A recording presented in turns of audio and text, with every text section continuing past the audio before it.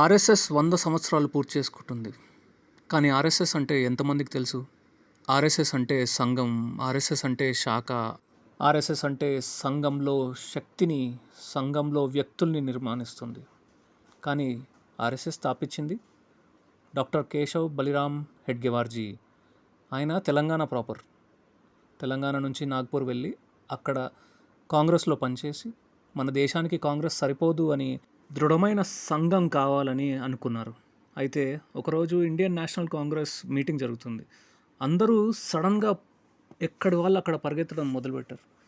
ఎందుకు ఇలా పరిగెత్తుతున్నారు అని అనుకునేసరికి మొత్తం హాల్ అంతా ఖాళీ అయిపోయింది.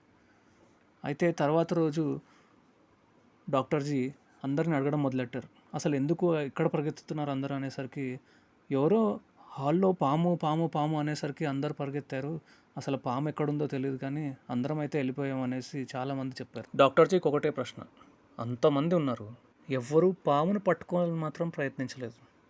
అంతా నేను ఒక్కరిని ఏం చేస్తాను అనుకున్నారు కానీ మనం అంతా కలిసి ఏదో ఒకటి చేయాలని అనుకోలేదు. ఈ ఒక్క ఆలోచనే ఆర్ఎస్ఎస్ స్థాపనకి కారణం. ఈ సంఘటనే ఆర్ఎస్ఎస్ 100 సంవత్సరాలు పూర్తి చేసుకోవడానికి కారణం.